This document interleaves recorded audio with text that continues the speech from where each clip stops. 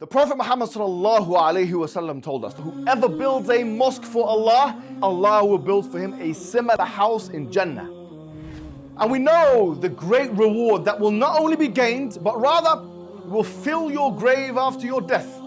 Whenever someone prays there, whenever someone gives shahada in the masjid, whenever someone learns something in the masjid, yes, that will be something that you'll have on your scale.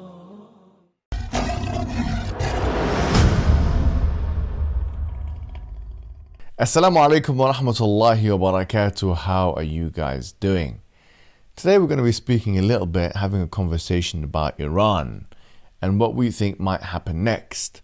And I'm joined, of course, with none other than the star himself, a man who's been covering current affairs, and people all over the world have been tuning into his fantastic channel, talking about all kinds of issues, Iran related, Pakistan related, India related, Israel related, Palestine related. We're talking about 𝙒𝙤𝙤𝙤𝙤.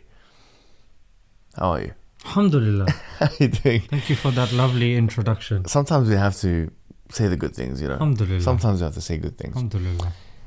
Now, let's start by asking you, what do you think is going to happen next? We've already seen, okay, to summarize, we've already seen some days of barraging and intercepting of the Iron Dome and the David Sling and the multiple layers and the arrow by a country in Iran that has probably got one of the most, if not the most advanced indigenous missile creation in the Muslim world. In terms of ballistic missiles, I think the conversation is more limited. I think that there's no question that Iran has the best ballistic missiles probably in the Muslim world and probably even in the Middle East. They could even compare and be better than the Jericho missiles that the Israelis have. Maybe, yes, the Jericho ones can reach a further target, but in terms of precision and power, you could make the argument for the Iranian one. And they've been penetrating, haven't they? They've gone through and gone to Haifa, they've gone to Tel Aviv and different places. It has shown that it's not impenetrable, this missile defense system of the Israelis. It's not an impenetrable system. And that's one thing I think that's taken a lot of commentators by surprise, considering how much emphasis Israel has put on this particular missile defense system. But there's escalation here. What do you think is going to happen next? I think you made a really good point towards the end, which was that it's taken a lot of people by surprise that they have been able to penetrate the Iron Dome, because the Iron Dome has been marketed as kind of divine in some words, that it cannot be penetrated. That's it. Israel is, it's a lot of exaggeration mixed with a lot of hypotheticals that's used to keep people at bay. However, like you mentioned, in the last few days, we have seen the Iron Dome being penetrated a lot, and penetrated precisely as well. Today we found out that one of the headquarters of Mossad, the unit A200, and certain intelligence places have been attacked. So that is definitely happening to such a degree that it's never happened to Israel before, has it? It's like a lot of commentators are saying Israel is just used to fighting defenseless children. They haven't had to face in recent times a formidable opponent, and they become too lax. They become too lazy. Like we saw recently with the whole Palestine thing, all they could do was produce these, their military were too busy doing these dancing TikTok videos. They become a joke. However, if you now contrast that with Eylon Levy, who used to be the former spokesperson of Israel. He debated Mehdi Hassan, right? He debated Mehdi Hassan, and he made a lot of media appearances on behalf of Israel. We saw him come out of his home in a vest and pajamas, saying my neighborhood has just been blown up. So the contrast is it's unbelievable. It's extraordinary. It's the mental weakness of a lot of the Zionist proponents. It's like you've just essentially leveled Gaza to the ground. You've killed 75,000 people. You've killed 20,000 children, babies. I don't know how many thousands you've killed. And probably that's a conservative estimate, right? And now, not even a percentage of 1% of that has been afflicted to your cities, and look at how you're behaving. Look, it's you know what the most sad thing is? It's insulting the intelligence of the American people. That's what it is. Yes. Glenn Greenwald, he's a very famous political commentator. Him, amongst many others, have picked up on a clip, same with George Galloway, who was telling Piers Morgan to his face that 3 months ago, Tulsi Gabbard, who was the head of the American intelligence agency, said they do not have nuclear weapons. She made it clear. Now, Donald Trump, when he's cut short his G7 meeting, he's on the plane and someone asks him, your own intelligence head was saying this. She goes, no, she got it wrong. So I'm sorry, one second. So on the one hand, you have your intelligence agency whose sole function it is to be intelligent and to know things that you can't know. So this bumbling buffoon knows more than the intelligence agency. You know the reality is? The reality is they're trying to put the wool over the people's eyes. Because the people knows, bro. They know 30 years ago. Exactly, yeah. He's been saying the same thing, Netanyahu. He published a book in which he said, about 3-4 years left. That was like 10 or 15 years ago. Yeah, I mean, there's a few things on this. It's, the pretense of going in because of nuclear weapons is... Weapons of mass destruction. Mass destruction is the same kind of regurgitation that we've heard in the Iraq War, which was one of the biggest... I would say it was the major downfall of Tony Blair. Do you know, it seems to me like if Donald Trump does decide, and this is one of the eventualities, although I do think it's more remote, if they do decide for direct military involvement, it will be as much, if not more, an Achilles heel for him as it had been for Tony Blair at the time. Because people don't realize before the Iraq War, Tony Blair had a serious momentum, actually. He propounded this third way of labor and all these kind of things, and they were really strong. Even from a foreign policy perspective, what they'd done in Kosovo was very much respected in the international community. So he had done this, and it basically broke his legacy. It destroyed his career, and it made him a laughingstock. This is likely to happen even more so to Donald Trump if he does decide, and I do think it's a remote eventuality, but nevertheless. I 100% agree with you. Why? Because people are showing when Trump was coming into office, one of his main things was to set himself apart from his predecessors. Anti-war. Anti-war. I'm president of peace. I want to stop all this. I want to put America first. Now, that's the reason why. When you've got MAGA proponents like Charlie Kirk, when they are putting polls on their Twitter X page, who hasn't responded to my challenges? He hasn't. He's a coward. Yeah, coward. Yes, he's an absolute coward. He's a goddamn coward. So he put out a poll on his page. The reason why I'm bringing him up is because he's very he was instrumental. One of the guys that was there at the Trump campaign helping him get elected. He's up there, and with him, he put out a poll asking, are you for us joining and attacking Iran or against? A resounding 90% said on his poll they are against. Thereafter, he did another poll saying what would happen to MAGA, i.e. Trump's vote base. And 55% said it would become divided. And that's why Tucker Carlson is publicly against Donald Trump to such a degree that he is publicly rebuking him. And Trump is responding? Trump is publicly rebuking Tucker Carlson. And then you've got other right-wing commentators like the Hodge twins saying, I don't get it. Why is he responding like this? So Candace Owens is also against it. Nick Fuentes, Steve Bannon. These are heavyweights in the right-wing movement that are against this, and they are consistent.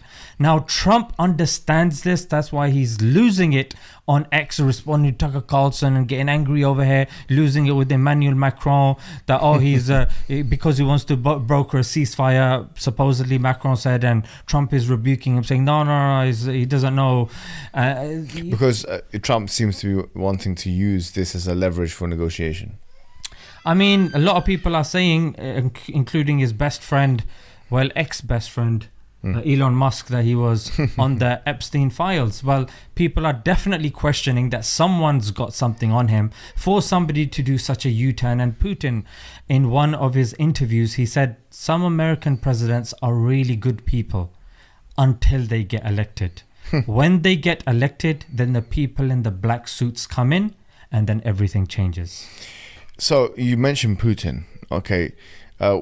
There's two kind of narratives relating to Iran in the region.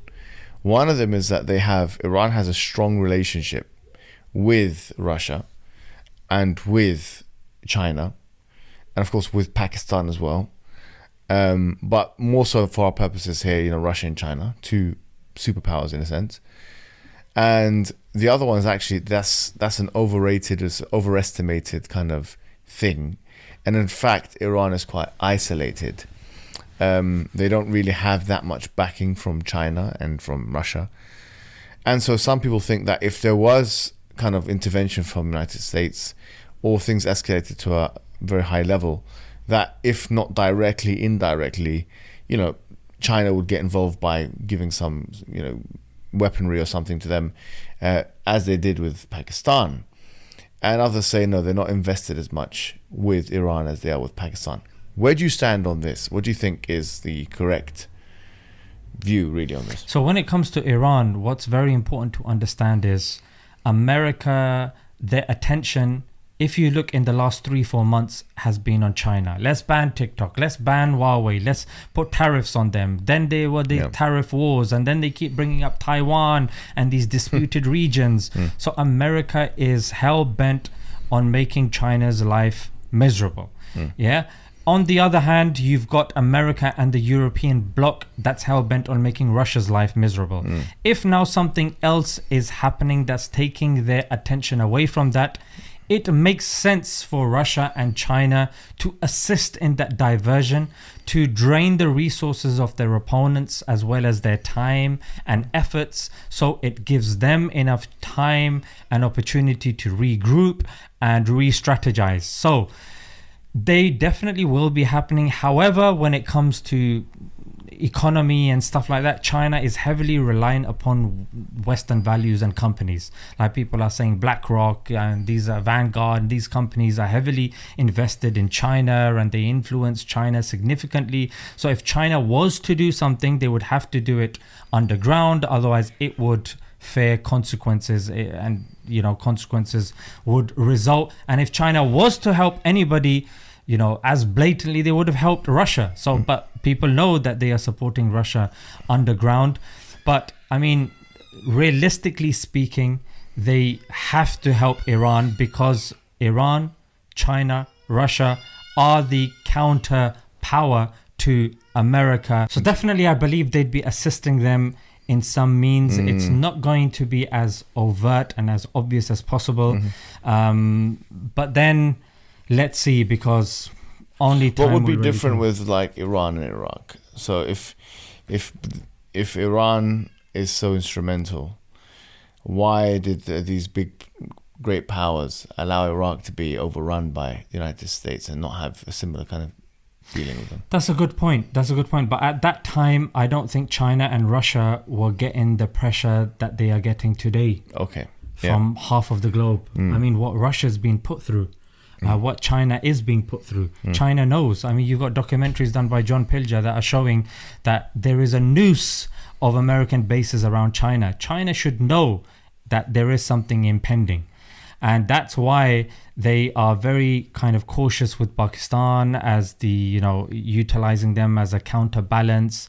And there is a lot of give and take. And Pakistan's neighbor is Iran as well. So it's within the interests of Pakistan that there is stabilization on that front, because India, of course, they've got issues with India on one side. They're not exactly best buddies with Afghanistan, and they're surrounding them, they have issues. Even economically as well. So it makes sense for them to assist Iran in some way without knowing. So I guess what I'm saying is that if people realize that when and if Iran was to go down, then it's open season in the Middle East, because Israel believes in something called Greater Israel, like the promised land. It incorporates Mecca, Medina, Saudi Arabia, Jordan, Syria, all of these places. And we know countries like Jordan are very weak. Egypt, very weak militarily. Compared to, I would say, Iran. Am I wrong? I would say that definitely from a ballistic missile perspective. This. Egypt is only allowed to have missiles that go 300 kilometers. Okay. It's a part of the Camp David Accords. It's not really part of the Accords per se, but what it is that the United States gives them like 1 billion per year, right? What did they do with that? And they are the ones who supply them with the F-16s and Rafales. That's their main kind of like 5-star. The Rafales come from France. Oh yeah, of course, yeah. Rafales come from France, but they get F-16s from America. And then you've got the missiles that they get can only go 300 kilometers, which, I don't know, is it from London to Birmingham or something like that? Wow. So in order for Egypt to be able to attack Israel with missiles, they'd have to essentially get into Gaza, or let's say get on the tip of the Sinai Peninsula, and they would have to kind of move all the way. And by the time they do all of that, then Israel would have spotted them a long time ago. So they've orchestrated it, and they've created an architecture with Egypt. I mean, in terms of the fighter jets, I think you could make an argument that the Air Force, the Egyptian Air Force, is somewhat formidable. It's not as formidable as the Israeli one in terms of technology, but it's somewhat formidable because of these weapons. But once again, if you can't use, because the thing is, a lot of it, like the Rafales and the F-16s, they have these system updates, and the Americans and the French are responsible for those. And so if they jam them, they can jam the systems. They can do certain things. Now they do have other Russian air jets as well. They can use them, but they won't be as effective in this way. That's why actually Egypt wanted to buy some new planes from Russia, which prompted a kind of response from America, and they tried to stop that because they knew it could change the balance of power. Now, what Pakistan did that Egypt didn't do, which was very good, is it diversified its portfolio, and it got weapons from China. Egypt tried to go in this kind of direction with Russia a little bit, but it didn't do a proper job. So right now, in terms of what Egypt would have to do, let's say hypothetically, if it were, allied in that way, and if it were politically hostile to Israel for now, they would have to go in, boots on ground, or they would have to use the Air Force. They couldn't really use missiles. The best country in the Middle East to use missiles is Iran, because they have developed, they understood that this face-off was very likely, and they've developed missiles that are very technologically advanced, world-class, probably second only to, China and South Korea and, America and these kinds of things. But it's up there, and Russia is probably tier 2. Like after that, it's the Iranian missiles and so on. It's comparable with the Israeli equivalent, for example. So their missiles will go through. The Egyptian missiles will not go through. It will not even reach Israel, frankly. I think another point to add would be that if Israel does gain control over Iran, that threat is neutralized, because Israel requires the help of America. It's constantly knocking on the door of America. And if that threat becomes neutralized, and then they're able to take more weaker opponents, then Israel becomes unleashed from America's power, like one analyst put it. And he said that Israel will become more uncontrollable for us. And at least now, to some degree, we had influence and control over it. But you look at the UK. and compared to Israel. UK doesn't have any, significant pull over Israel that say America does. But once Israel becomes more stronger, they believe they're the chosen ones. You know what I mean? And if you believe that you're the chosen one, then that's it. Like everybody else is beneath you. There's an expansionist policy. Yeah. But I do think that, like for example, another contender here is Turkey as well. And Turkey's Air Force, their drones, if there were to be some kind of a face-off between Turkey and Israel, I don't think Israel would want to have a kind of like a frontier face-off with all these countries around them, because Turkey is formidable and probably is the favorite in that.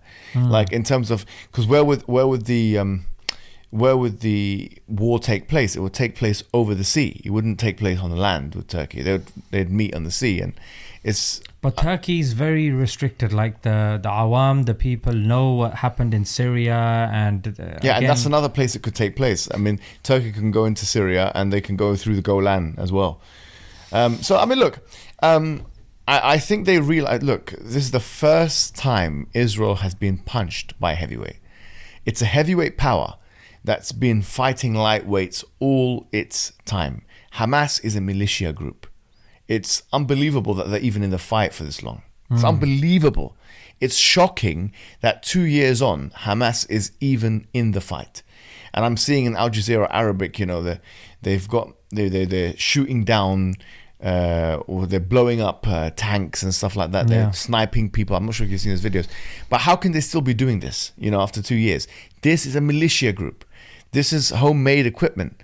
This is not a state actor. This is not a territorial army. And even Iraq was not a walk in the park for them. Afghanistan, sure as hell, was not a walk in the park for them. They say that if anybody wants to see what failure looks like, imagine, going in, removing a government, fighting them for a decade, only to replace the previous government with the same government. And another point to be noted here with this is that if you've got a huge superpower like America, you mentioned Afghanistan, insurgencies are very difficult to maintain because the home side is the infinite player. So they're fighting for forever. Whereas the side that's invading, the invading side, is the finite player. So in the case of America going into Afghanistan, they were unsuccessful. Like, if we're being honest, like, I know some people get carried away with some hyperbolic political analysis, but the chances that a 6 million, country population is going to be able to overrun, say, Egypt's 120 million population is actually slim to none. There's zero, actually. They can't. You wouldn't even be able to occupy it. There's too many people. But here's the thing. Now that they've got Daddy Trump behind him, who in the space of like an hour has released 3-4 tweets in which he's saying, we have control over the skies and the people of Tehran, they need to leave. Yeah, but even with him, like, what they can do to these countries, which is realistic, is what they did to Iraq. They could destroy it. They can take away its resources. They're saying and stuff. Even Khomeini, we can easily take him out. Yeah. And quite possibly if they've taken out other people. It's very possible. I mean, this stuff is possible. Do you know what I think is also possible? It's a remote possibility, but I think it is possible that they will actually deploy a tactical nuclear weapon in Iran, because they need to, in order to get to their, the site of where they say their nuclear weapons, because they put it underneath a mountain. And most commentators say that you cannot get down there unless you employ a tactical nuclear weapon. So they may think that, okay, this is do or die. We need to do this. And this will be the worst thing that happens. Even if it's a remote possibility, it's worth mentioning. It's an eventuality at the end of the day. They might do that. And what might be a surprise to them is that, and we were discussing this before the show, but what might be a surprise to them is that Iran already has nuclear weapons of mass destruction. And not if only they're smart, they would do. Yeah, I think it's a high possibility. I agree with you, bro. Because, like, they would never declare it. If they had it, they would never declare it. Just like Israel. But the difference with Iran is Iran has signed a non-proliferation treaty. They allow IAEA to come in and check everything out. Israel does none of that. It hasn't signed anything. Doesn't allow anybody to come in. And most people are unanimous. I would say it is unanimous that people are saying that Israel has nukes. In fact, they have something called the Samson option.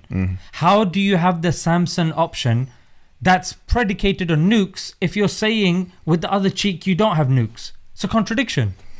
It is a contradiction. And, this whole nuclear discussion, if it's true that they fear the nuclear thing so much right now, which happens to be convenient timing, then why not anything about Pakistan? Pakistan has about, 140 nuclear warheads. And let's say, look, you've had hardliners take premiership in Pakistan in the, 80s and 90s. You have, what's his name, 𝙒𝙤𝙤𝙤𝙤, for example, right? He was a hardliner. And so, for an example, how plausible is it that another hardliner could come into Pakistan? There could be a regime change, and they could decide, we're going to take action towards Israel. That's more of an impending threat. Pakistan is more of an impending threat, an imminent threat to Israel than Iran is. Look, they believe they're speaking to nursery children. These questions have had ample rebuttals to them, and the Israelis have been told, what you believe that dropping a few bombs is going to wipe out their nuclear knowledge.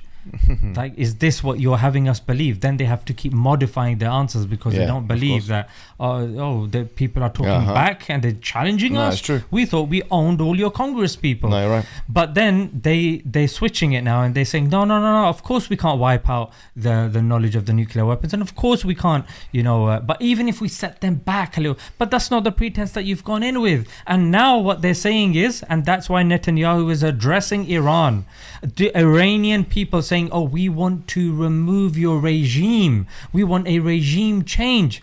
I'm sorry, who are you? Who are you to be dictating terms for which regime is good or bad when you've been conducting a genocide for the last couple of years, that you've got the International Court of Justice and International Criminal Court. It's that colonial behavior. Putting out arrest warrants for you people. These are international courts. Yeah, that's true. Like, who are you? And what's the other country? The only country in the world to have dropped an atomic bomb. Yeah. That's America right there. You've got the most aggressive player in the region in Israel. It's the most aggressive player in the region. It's bombed, I don't know, how many countries? They've bombed Yemen, they've bombed Syria, they've bombed Lebanon, and they bombed the Gaza. USS Liberty as well. Let's not forget that. Yeah. I mean, we're just talking about in the last year. And then Iran, they've bombed 5 countries in the last year. No, but here's the point that I'm saying, that look, they bombed all these countries. Americans think that they can't bomb them. What about when there was the British mandate in Palestine? They used to bomb the British. The British used to get bombed, the King David Hotel. People are saying, why is it the Queen never set foot in Israel? Why? In all of the years, she never set foot there. Why did initially Charles have an issue with them as well? Why? Because they remember, type in and search terrorism before 1980s. More specifically around the 1930s, 1940s, it was these Zionists, the Stern gang, Irgun, and led by Menachem Begin. You can read my book that I've written, The Double Standard, as well. It's got all these kind of things in there as well. But on that note, on that bombshell, no pun intended, we will leave it there. We hope and pray that the people of Iran, the people of Palestine, the people of Syria, the people of all that region are safe. Ameen. We pray that because this is a difficult time for all of them. We hope for peace in the region. We really do, because a lot of people have seen suffering. But we also hope for retribution. Oh, yes. I have to say this. We want this. And we want retribution, and proper, just retribution and justice to be delivered to the abominable and condemnable state, or quote-unquote state, Zionist entity, Israel. Assalamu alaikum wa rahmatullahi wa barakatuh. Hey you, are you wasting your time on social media again? Your brothers and sisters in IslamNet from Norway are establishing a masjid, a dawah center. Establishing a masjid to convey the message of Islam is one of the best deeds a Muslim can do. There's a huge need for it in Norway. You know this and I know this. So that makes the reward even greater. So give generously and Allah Azza wa Jal will give you even more.